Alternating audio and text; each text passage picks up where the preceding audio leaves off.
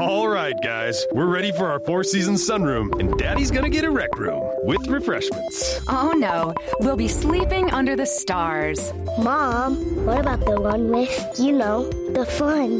Nice try, little bro. It's a gym. My gym. Hey, Grandma's getting her Four Seasons garden room. Weather tight and still like being outdoors. Maybe a living room. Oh no, wait, a family hub.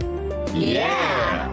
No matter what the budget, the season, or the climate, Four Seasons sunrooms let you and your family enjoy the outdoors inside. Call now to receive your free, no-obligation brochure from the premier manufacturer of sunrooms since 1975. More reasons for Four Seasons now. To find out more, call toll-free 800-928-7007. That's 800-928-7007. Call 800-928-7007 today.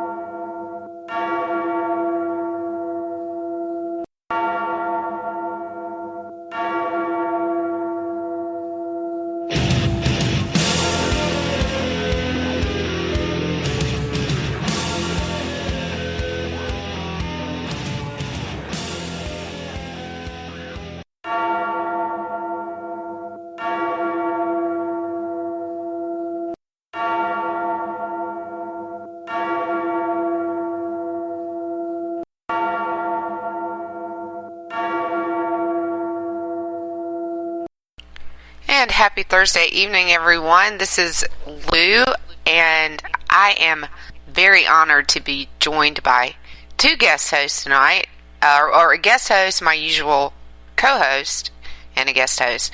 Dr. Randy Arrington is with us, and we have Beaker, our friend from Twitter. How are you guys? Dr. Ray is here. Is Beaker still here? Beaker's here. I'm here. Yeah.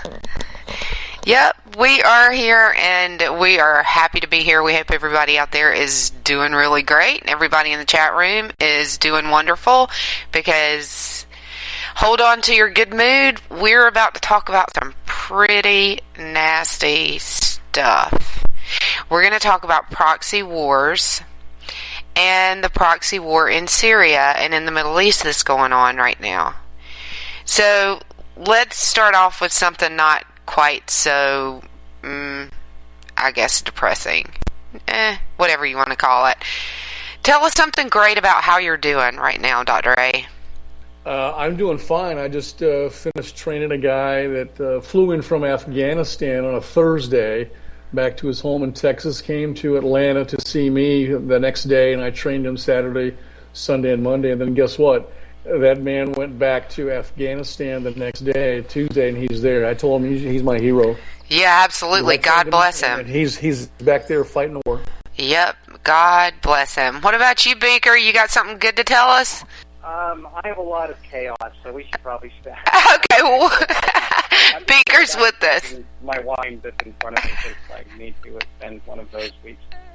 Beaker is with us this week, and that is a good thing, and we're very happy about it. So that is a very good thing that I actually am here and did not suffer massive coronary.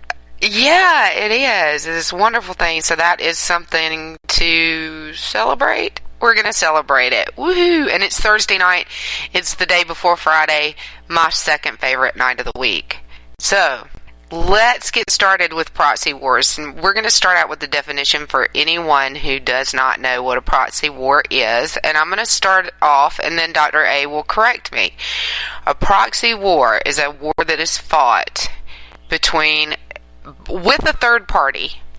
So basically, it is a war that is fought between two opposing countries where they don't fight directly. They use a third party to fight for them. You want to correct me at all there, Dr. A? Well, usually it's two larger nations that are not directly engaged with each other in this war. They will just provide support, advice, financial support, and military equipment to this proxy, either a group or a nation state. Mm-hmm. and it basically, the definition hinges on these two separate powers utilizing this external strife, if you will, to attack the interests or attack the territorial holdings of the other country. So they're not directly involved. They're expending their treasure, but they're not expending their blood and their men and women in this war. And they certainly have a goal or an agenda or some sort of strategy in mind, which is why they're doing it to begin with. Right, and the country's fighting their opponent's allies or assisting their allies in fighting their opponent. I think this has been going on for like more than almost 500 years, I guess, the proxy wars. Yeah, absolutely. They're as long as I think it was like the 1560s or something like that. So definitely over 500 years. I believe there were quite a few of them really in the Napoleonic years, but we're going to talk about three that are recent and very impactful. And the thing about proxy wars, and we talked about this a little bit earlier, and it's one reason that we wanted to do this topic tonight, is that they lead to really nasty circumstances. Very often it can be, worse than a direct war in a lot of ways as far as how it comes out, because the superpowers or the first parties that are supporting the wars don't have a lot of control over what's going on, and things get really chaotic. So let's take Korea, for instance, and let's give Beaker a chance to speak first. The Korean War is not over, was not over, has not ever been over. This is true. We still have how much, and sadly I don't know off the top of my head, but how much are we still pouring into in economic terms? What are we pouring into the DMZ? I don't know. What do you have a dollar amount or even a troop amount, or what we put into the DMZ every year, Dr. A? I do not, but I know that the DMZ, and I've been to South Korea, and we still have lots of troops over there, and we still send a lot of our foreign aid over to the South. And Beaker's right, the war is not over with. It's especially with that knucklehead that's there right now, the one that plays golf and gets 18 hole-in-ones. Well, it's an armistice. It is officially an armistice. The war never ended. They just agreed to cease firing at one another. But if you talk to, it's an army base that protects the demilitarized zone, which we just referred to as the DMZ in Korea. And if you talk to anyone who's ever been stationed over there, particularly if you talk to a platoon leader or someone who has been a sniper or led snipers, they patrol the DMZ and they are frequently shooting at each other in that demilitarized zone. It's not classified information. It's not something that you see on the news because it happens so often. Something happens every day. It's not news anymore. So it's not. The war still rages on to some extent in Korea.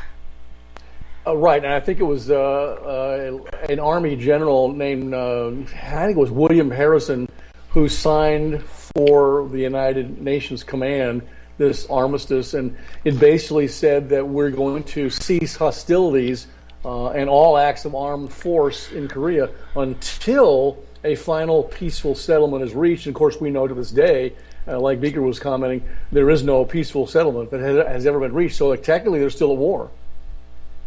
Right. Yeah, Beaker, have you ever known any or heard any stories of coming out of the DMZ? Because I have. Actually, that was almost my first duty station. After I was an armor officer way back in the day, and that's where I was going to go first, and it didn't wind up happening. But I did have my first, what did wind up being my first duty assignment. I did have some of my guys had been stationed there, and that was not some place they'd wanted to go back. Let's just put it that way. Absolutely. Absolutely, and one of my best friends is a child, a good friend when I was young. His second duty station was the DMZ, and he was a platoon leader, and his platoon had snipers, and they patrolled, and he told me some really interesting stories. So The North-South Korea thing, the war's not over. Don't forget it. It's a proxy war, and it's still a proxy war to this day. And the fact that we talked about a couple of weeks ago North Korean hackers hacking into South Korea, which we all know is not true. North Korea doesn't have a hacker capable of hacking anything in South Korea. That was all China. So now we've got proxy cyber wars as well. The other big one was Vietnam. This was super nasty. I'm going to let you guys talk about this. It was a complete, really kind of NATO war, and it started with France, and we went in to support France, and that's how we really bail them out, and that's how we got involved to begin with, right?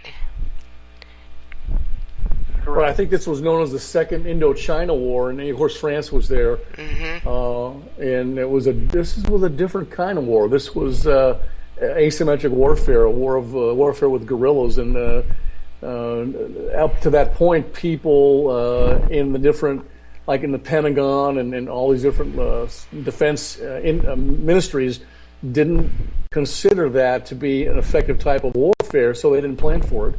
And as we know now, that type of warfare, terrorist, guerrilla, whatever you want to call it, asymmetric, is highly effective when you have a smaller force going against a larger force, especially when that larger force and their commander-in-chief refuses to actually use the weapons at their disposal, which is happening right now. Exactly, and I think it's a really good analogy to draw, don't you, Beaker? The rules of engagement in Vietnam with the rules of engagement in the Middle East right now. If you're going to let slip the dogs of war, let them slip.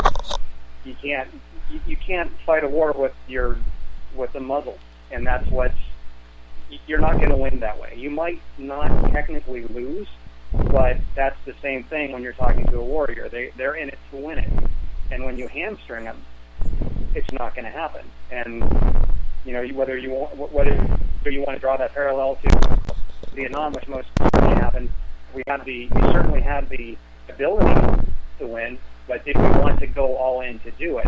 Of course, with Iraq, we hurt ourselves badly with our rules of engagement and allowed, and that was part of the, let's say, the fertilizer that started to give root to ISIS, and we did not settle things when we could have, and things grew.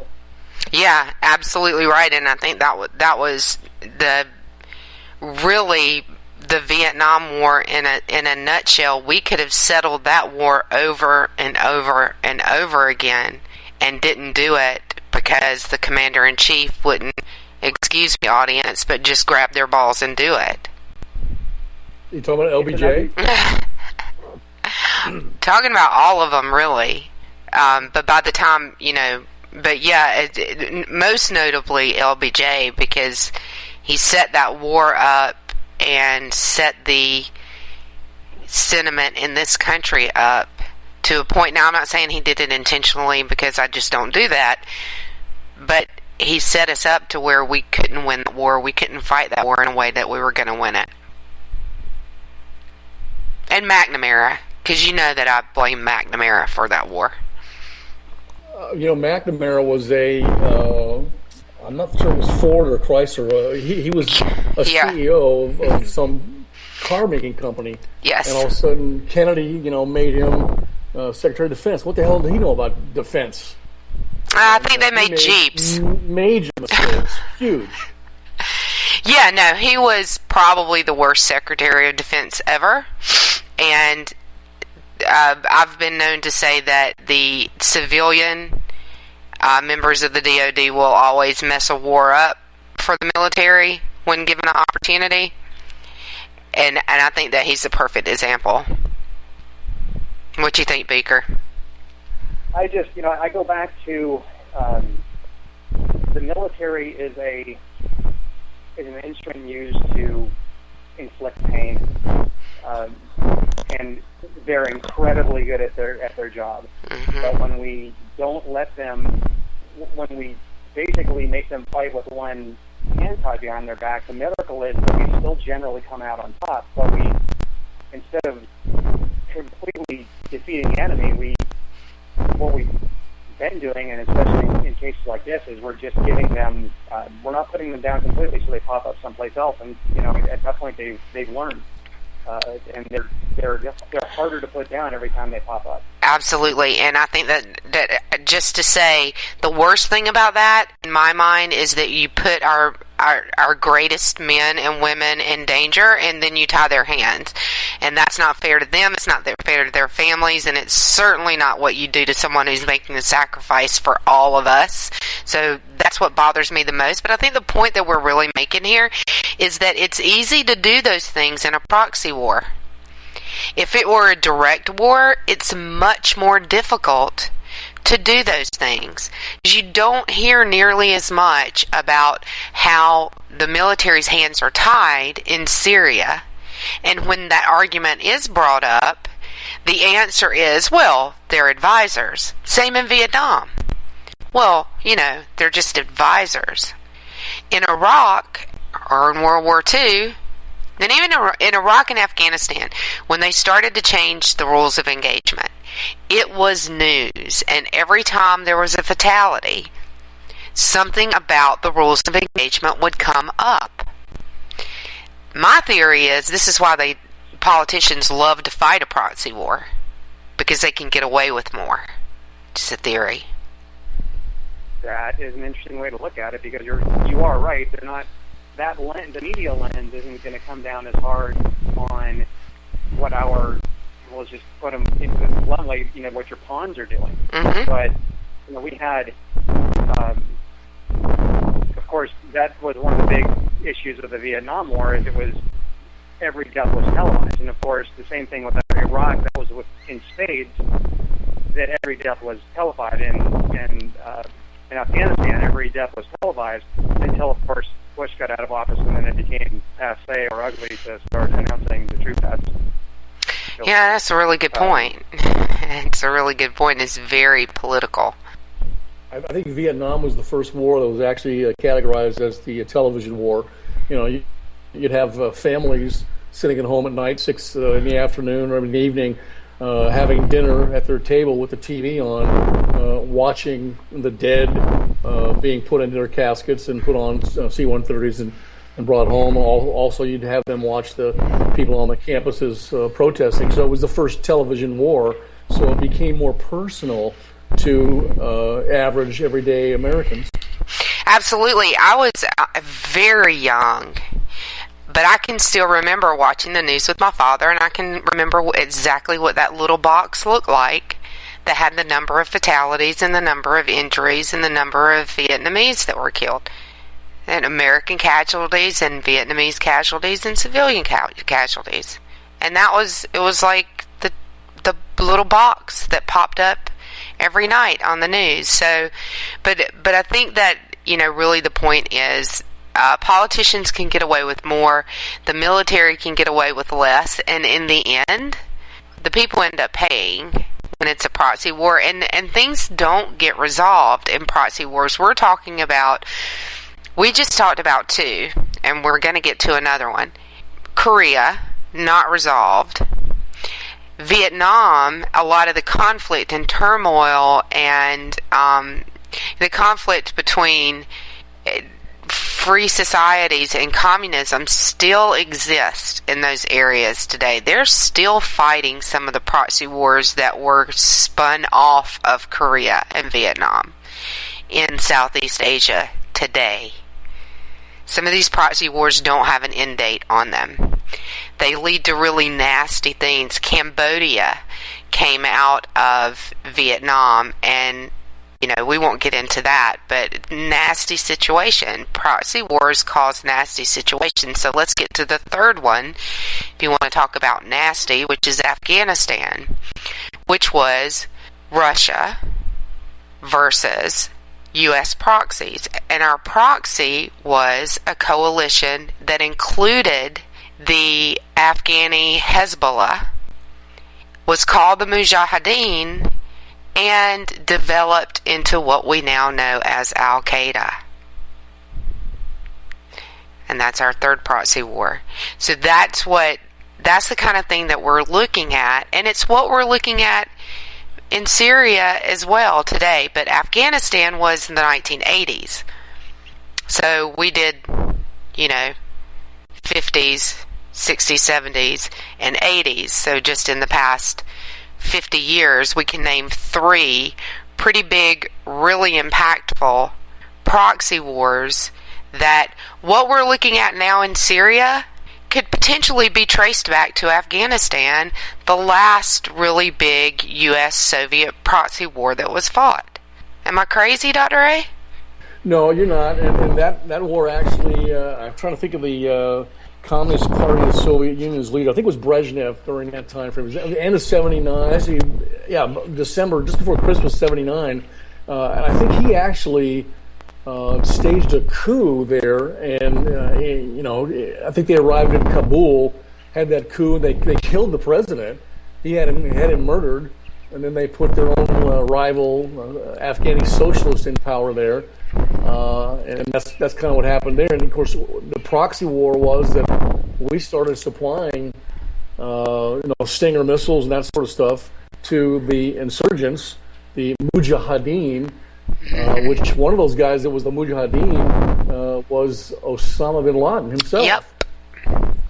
And ironically, it's almost like every time we engage in a proxy war, and I've been part of this when I was in the Navy, those military assets that we so graciously give to that third-party country or group to wage that war that we are not going to fight openly, always seem to turn around when it's how it's resolved, and then they end up pointing at us. And I've had off the coast of Iran, flying for the U.S. Navy, F-14s come out, and that we had given to or sold to the Iranians, come out and prosecute me, intercept me. So that's a big problem when you start doing this stuff. It ends up turning against you in the future, and that's what's happened many, many times in the United States proxy wars. You agree with that, Beaker? I would agree. It's maddening when you think about it. I think the spirit, as it were, of the proxy war, or what the politicians are trying to get away with, is as opposed to getting into a bar fight, they just want to pick up the bar bill. And they don't want to risk getting their teeth knocked out. They just want to, buy everybody a drink. They just want to pay for the drinks and get everybody fighting and go from there. But what pains me is that how much we suffer for the collateral damage, which you just talked about. I mean, we're getting in Afghanistan. In the Middle East now. I mean, how much equipment did we basically hand over to people who are now shooting it at us? It's a lot. We left most of everything behind, and just like both of you were just saying, to be used against us, which is exactly what's happening now. Right? Correct. Yeah, Dr. A. Well, and then that war in Afghanistan was actually, analytically speaking, was considered to be part of the Cold War, the United States against the Soviet Union, and a lot of people would refer to it as the Soviet Union's Vietnam War, or the bear trap. Some people called it that, but I would argue that it did contribute.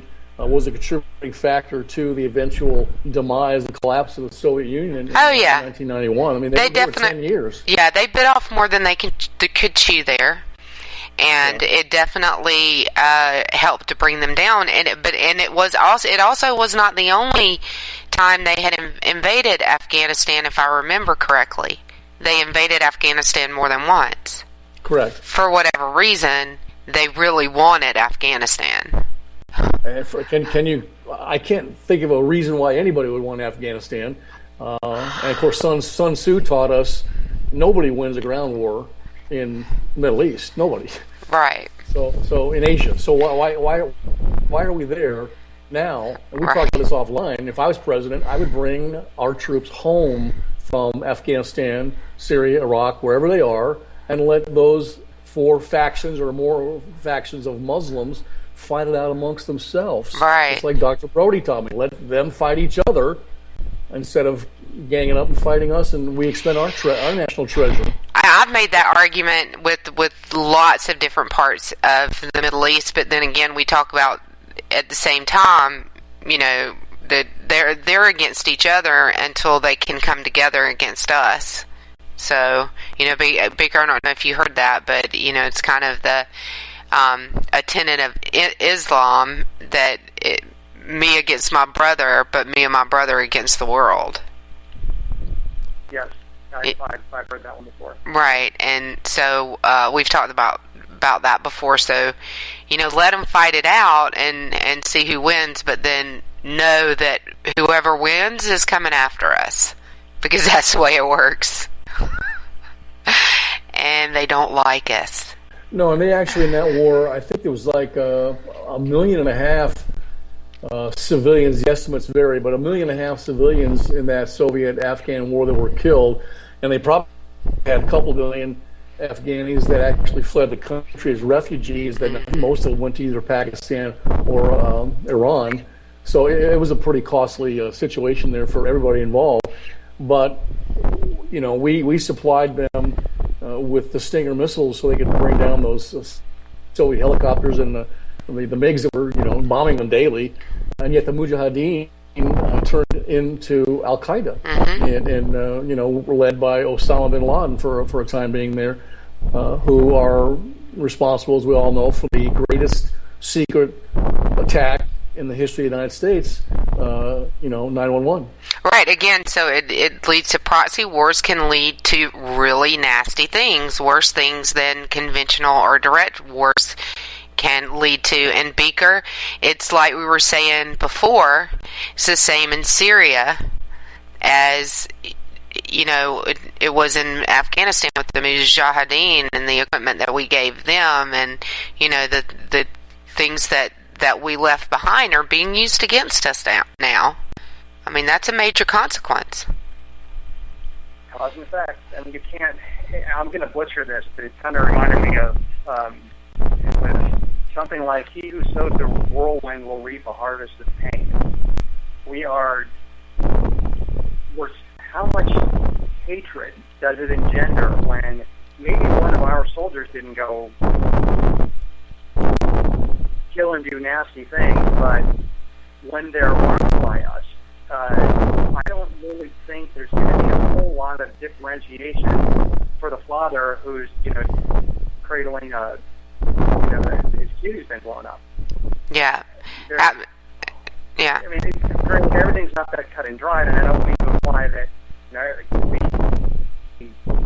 we invite all these things on ourselves, but you have to be very careful when you're going to war. It's a bloody and nasty thing, and you should know it going into it. And I think part of the problem with these proxy wars is, well, it's not us, so it's not as bad. It's not our people dying. Well, you know what? Eventually, it's going to be, because these people are going to get a little irritated.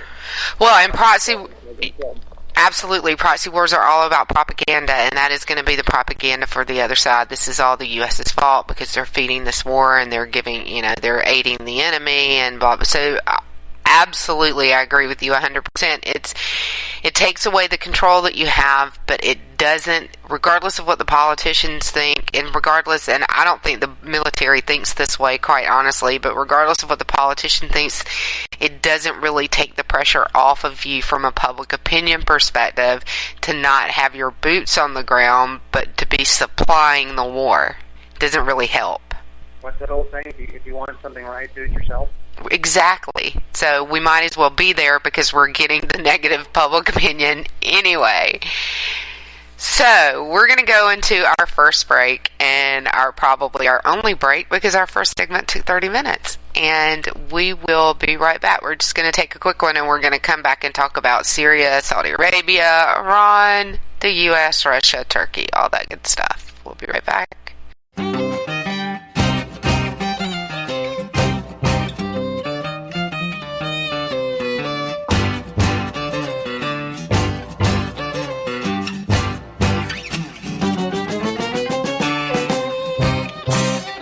Don't go forgetting me,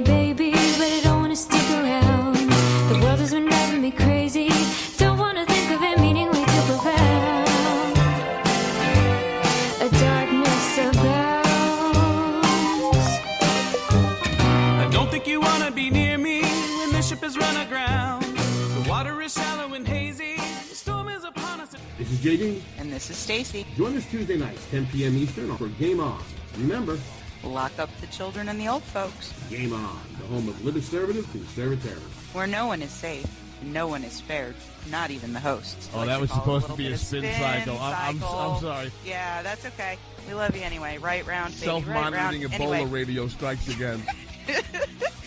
Anyway. Anybody see the host monkey? Where's the host monkey? Where's the host monkey? For God's sake, I need an antidote. Just do your rant. Let's pop out of the segment.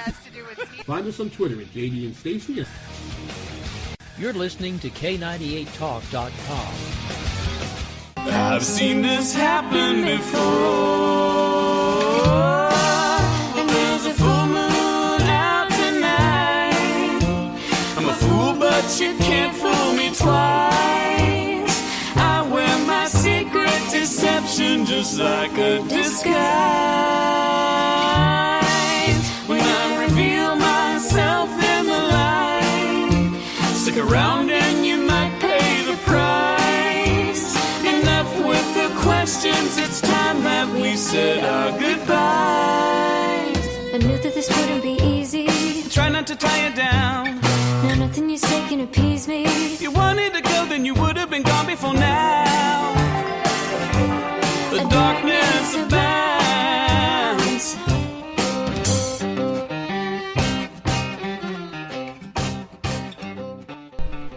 All right, we're back. Thanks again to Tennessee Jet for that wonderful bumper music on his Stronger CD, available on iTunes. So, we're talking about proxy wars, and one thing that Beaker mentioned, which I thought was a really great idea that we didn't cover in depth, is and we talked around it a little bit, but we should talk about it a little bit more, I think, is the reasons for fighting a proxy war instead of fighting a war directly. And there are a lot of those. Public opinion is one. You mentioned a couple, Beaker. Yes, sorry. Something shiny distracted me, and I thought colors and lights. Right. But yeah, so you were saying that we don't get bloody. There's we don't lose troops. We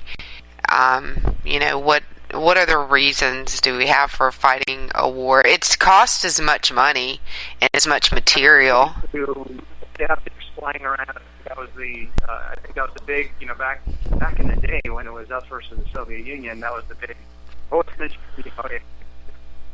Yeah, the nuclear. Yeah, if you look at the duke it out, then there's going to be no nukes. Now, of course, we've got nuclear. It's not in the best of control. So some of those problems may have, and they're not happy. Or at least the potential to get them at some point. But I digress. Right. No, I mean, I think that's a really good point, because we are looking at this point. One of the proxy wars that's being fought is a U.S.-Soviet proxy war, and we are still the two major nuclear powers in the world. Right, Dr. Ray? Yeah, and that was probably the main reason that we engaged in proxy wars, is to hopefully prevent a nuclear holocaust.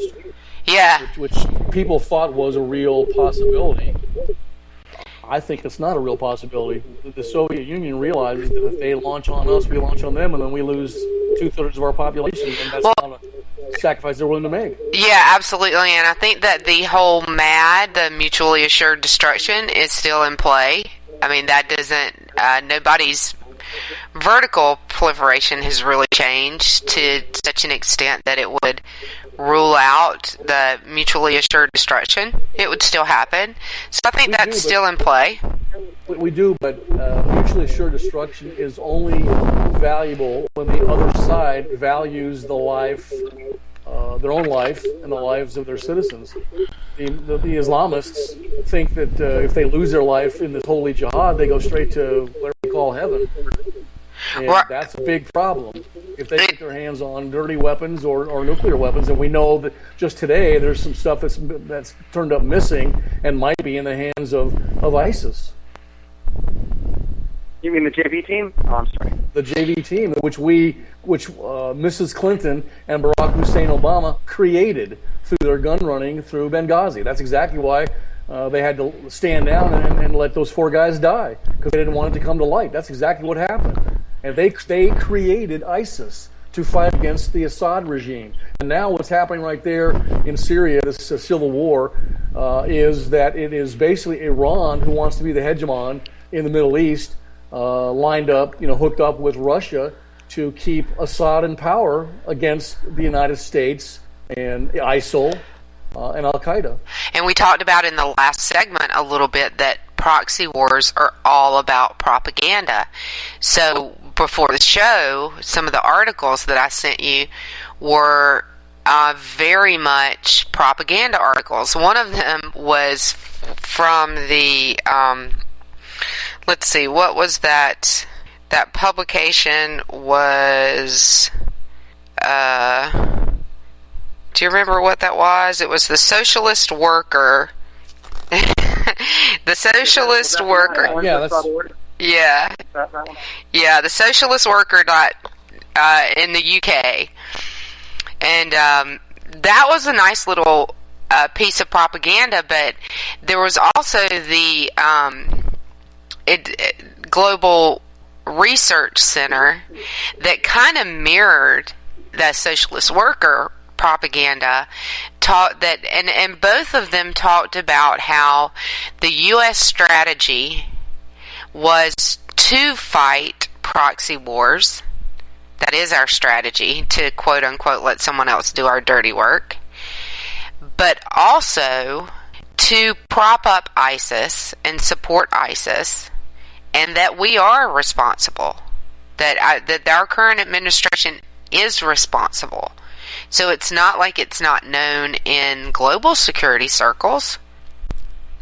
Yeah, but it's kept from the average Joe Blow American who think we're trying to destroy these barbarians that cut people's heads off and hang them and throw them off buildings and burn them and drown them. Nothing can be further from the truth. We're propping those guys up.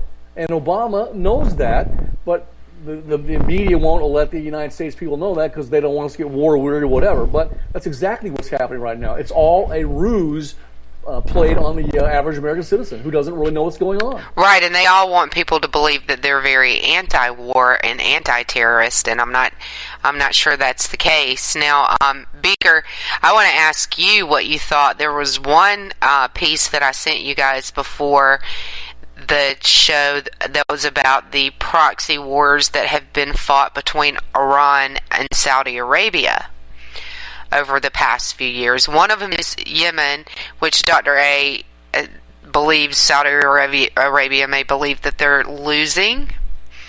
But these wars, these proxy wars, are being fought with terrorists. It's terrorist against terrorist. They put the A in asymmetric.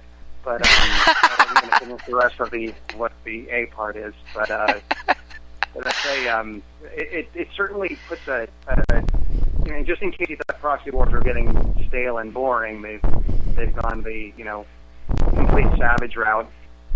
But yeah, they have. I apologize if I wind up going radio dark. You know why? Right.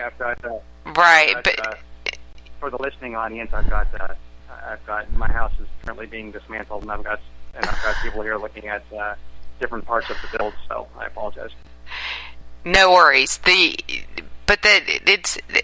It's gotten, we talked about how they lead to nasty things, and proxy wars can be really nasty and worse than a direct war.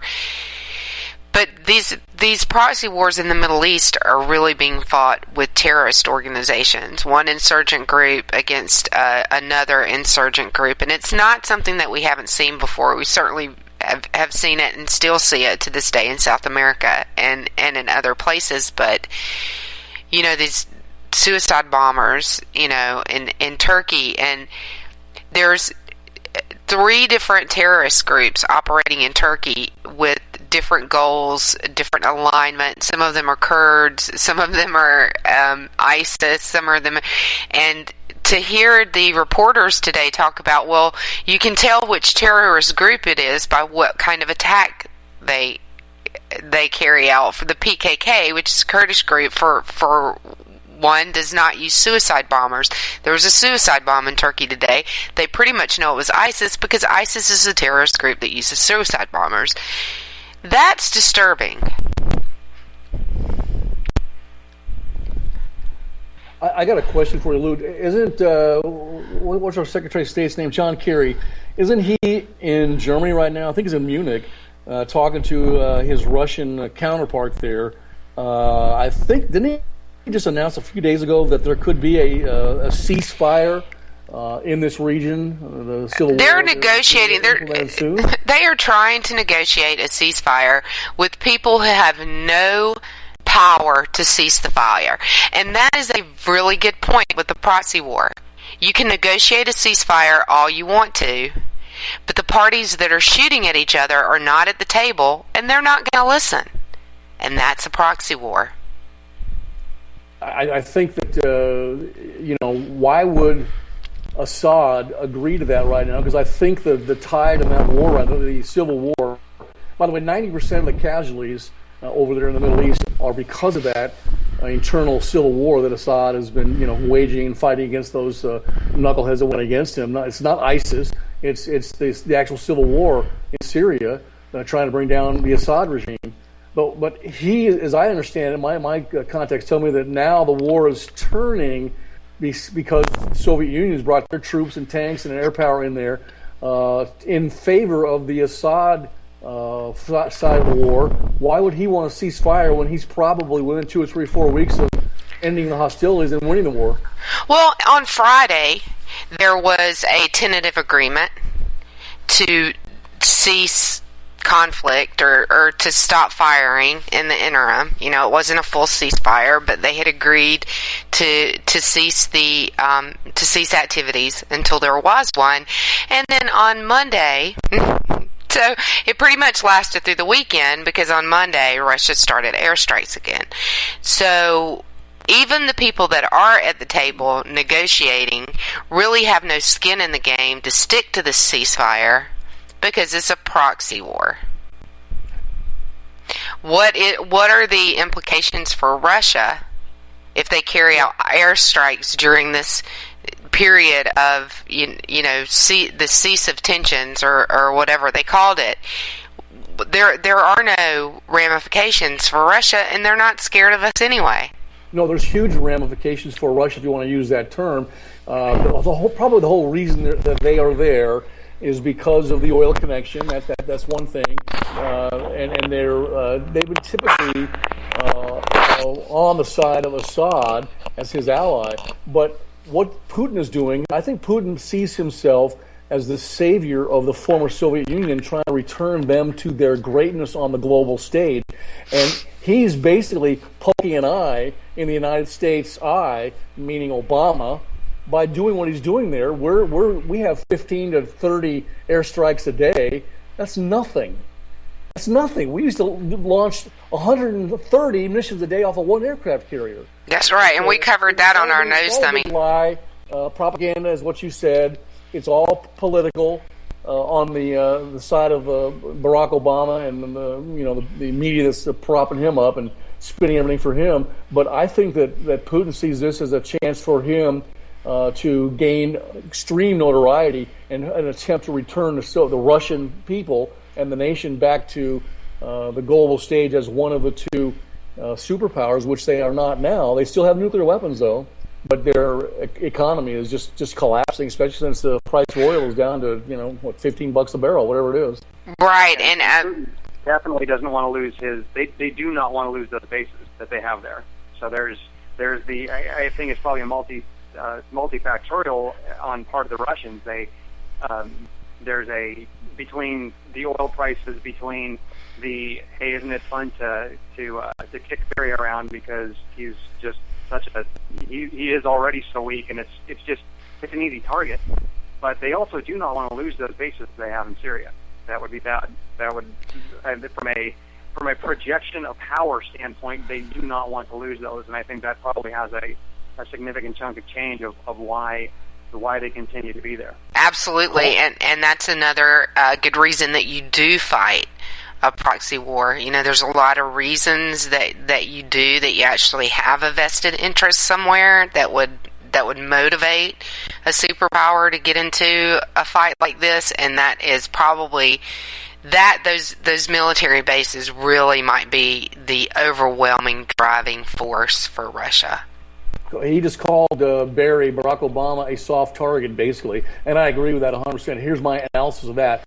He's absolutely right. He's calling Barack Obama a soft target, which by proxy, since we're using that term, means that the United States and our military assets are soft targets. Well, in reality, we're not, but we are relegated to that soft target situation because the knucklehead who's commander-in-chief in the White House will not use our military the way it was intended to be used or can be used. He doesn't care. Exactly. If I tied my thumbs down and didn't use my thumbs. Exactly. And tie your hands behind your back. By the way, I don't know if the listening audience, people in the romper room realize this, but Lou had us read about 37 different articles today for the show. It's like being back in graduate school. Thank you so much for that. I had a great day today. Yeah, wonderful. They were interesting, though, were they not good? And some of it really was propaganda, so it was fascinating. No, they were wonderful. I appreciate it. You can never stop learning. That's the one main mantra for Dr. A. Right, exactly. But this is so fascinating to me because we have the regional proxy war, which is Iran and Saudi Arabia, and then you have the global proxy war, which is NATO versus Russia, or the U.S. versus Russia. But when you look at it and you see what the strategy is for the commander-in-chief, for our current administration, and you read what people in the global security community are saying about it, which is that no, ISIS pretty much came from U.S. strategy. It's being supported by U.S. strategy, and it's being armed, and the U.S. is really the one that's empowering ISIS. That's pretty scary because our government is telling us that they're fighting ISIS, but the rest of the world is saying that we're supporting them. And these are the kind of things that you can get away with in a proxy war that you might not be able to get away with in a direct war. Well, these are things you can get away with when you're a pathological liar and you have the media spins everything for you, and you have those mind-raped individuals in society that don't understand, don't care, don't realize that their individual sovereignty and liberty is affected by national security. They don't get it, Lou. Yeah, it's scary. People don't get it. What do you think about that, Beaker? We've talked, Dr. A and I talk about that a lot, that the average person doesn't realize how much their personal safety and security is wrapped up in national security. I'm still laughing about the Barack being a soft target. I just think is brilliant. Well, you said it. That one killed me. But I mean, of course, if it ever comes to, I'll probably, I may differ from you guys a little bit on that. I mean, I agree that the national doesn't get a whole lot more important than national security, although I think the greatest existential threat that we face is not from terrorist organizations. I think it's from what we elect into office. Yeah, absolutely. I think one leads to the other. If we telegraph that we are so weak, that winds up having consequences. We will embolden our enemies and invite something that has no business being invited. I mean, bringing on either attacks on our interests or, God forbid, on our soil. But I generally don't fear another power unless we've weakened ourselves so much that we just crumble under our own weight, and then then it winds up being something incidental that it winds up being the final straw. But I may be. No, you're not off. I may not be. You guys may think a little bit more that it's more national. The threat is, and I can appreciate that. I just think we do more damage to ourselves than we have to worry about. No, that's exactly where that came from. It came out of our discussions on office hours about the presidency and national security, and that's exactly the conversation that we have. That who we elect as president determines how safe we are, and a lot of it has to do with national security. So no, that's it. 100. We're 100% with you there, I think. Of course, you know, Lou, that Dr. Ray always teaches the United States, just like Beaker just said, the United States will never be defeated by a foreign entity. The United States will only collapse based on heinous treason, and that we know treason has to have both witting and unwitting accomplices. The witting accomplices to treason right now in this country are Barack Obama, Valerie Jarrett, the attorney generals that we just have had under this president, and those those type of people right there are the witting accomplices to treason. The unwitting accomplices are the 47% that worship those people and think anything they do is okay by them. And so, that's what I teach. That's what Cicero taught.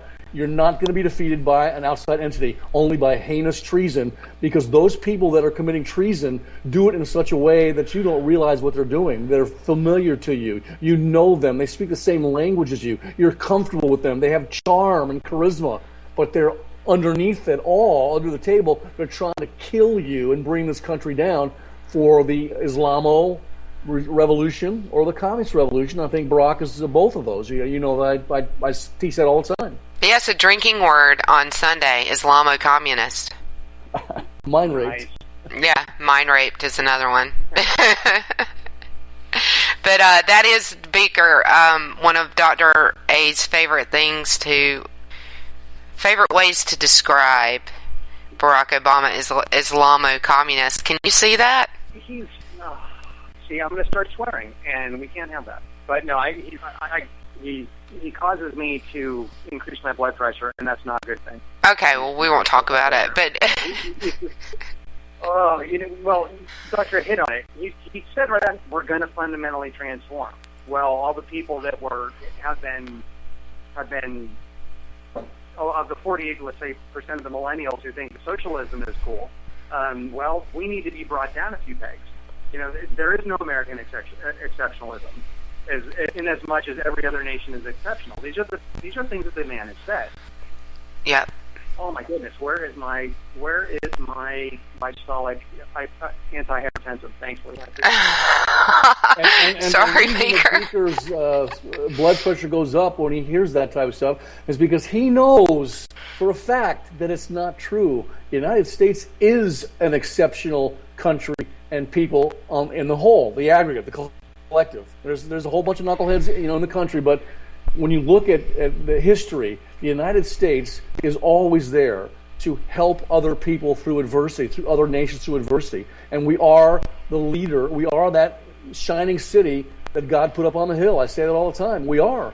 And I don't care if you like that religious intonation or not. I'm going to say it all the time. And so he gets upset and his emotions get higher because he knows what Barack Obama's trying to do, and he knows what he says is not true about this country. And it's another reason I think that proxy wars can be so dangerous for us, because if we are, if we're truly, as we often say we are, trying to help the people of another country be free, then what's the need for a proxy war? And the military doesn't want to fight a proxy war. I've never talked to anyone in the military that wants their hands tied by rules of engagement, that wants to be an advisor to an insurgent group rather than actually be the boots on the ground fighting. It's what they train to do. It's what they want to do. And if you're going to put them in harm's way anyway, give them the tools to fight like we've taught them to fight so that they can protect themselves. We got about a minute and a half. Beaker, you go first, or Dr. A will take all the time. You're so mean. I know. Did we lose you, Beaker? Okay, go ahead, Dr. A. Oh, here I'm going to say this for Beaker. The way you win a war, and you'll like this, Lou, is you go patting on their rear end. Yep. And you destroy them as quickly and effectively as you can by using everything in your arsenal. And that might include nuclear weapons, strategic nukes. I was a nuclear delivery pilot in the Navy. It might include strategic nukes. But you win the war, and then you get the heck out of there and come back home with your treasure, your assets, which includes your finances, your military hardware, and your people, which we cherish. And that's how you win a war. You don't tie your hands behind your back, like you said earlier, with those ridiculous rules of engagement. Right. There's never been a war, Lou, that has been won without killing the enemy's civilians. I know you don't want to hear that, but the enemy's civilians have to be killed. There's never been a war that's won without doing that. Now, that might sound callous, but I'm sorry, that's the way warfare is. It is the way warfare is, and they don't, it's war. So it's silly, and people are going to fight and be killed, and sometimes, very often, in a proxy war, more civilians are killed and more people are hurt that don't deserve to be hurt than if we just fought a direct war, got it out of the way, and got the heck out and took our stuff with us. Right. We don't want a protracted, politically correct war that the politicians want to wage for propaganda's sake, like you said earlier in the show. Yep. We want to win the war. And you know how we win? You know how the war ends? We win, they lose. That's it. That's it. Baker, you with us? Yes, I'm sorry. I had to step away there for a second. What pains me about the proxy is it winds up becoming, I think, in many terms, an intellectual exercise. Here's my chessboard. Here's our chessboard, and here's our pawns, and here's their pawns, and we're going to fight this, and it's going to be bloodless. But what I cannot understand is that history has shown us time and time again on the chessboard, the pawns don't rise up and flip us the bird and tell us where to shove our board. And that's what happens in the proxy war. Is we wind up creating hosts of other chess pieces that come and then do very bad things. But I think there's a intellectual high that comes from manipulating other countries or other people to get them to do things that you really don't want to do yourself. And that could just be the three glasses of wine talking, but that's what I'm thinking. No, absolutely, and I would agree with you 100% on that. They are the premise of the show that they lead to nasty things. It gets a lot nastier. They turn around, like you said, the pawns turn around and flip you the bird. And we've seen it over and over and over again, and that's what history's taught us. And I think that one thing that we repeat on this show over and over again is that people don't want to listen to history no matter how much they know it repeats itself over and over again. And guess what? My show, so I get the last word, because we got to get out of here and make room for JD and Stacy. Beaker, you were a great guest host. We love having you at the table tonight. Thank you so much for joining us, Dr. A. As always, it's a pleasure to have you. And we'll be back together on Sunday, right here on K98 at noon. See you back here next week, next Thursday night at 8 p.m. And you can catch us on WNJC out of Philadelphia, 1360 a.m. on Tuesday afternoons at 5 p.m. drive time. So if you're driving around in Philly at 5 p.m. on Tuesdays, tune in to 1360 and listen to Dr. A and I for office hours. You guys have a great week, and we'll see you next week. Take care.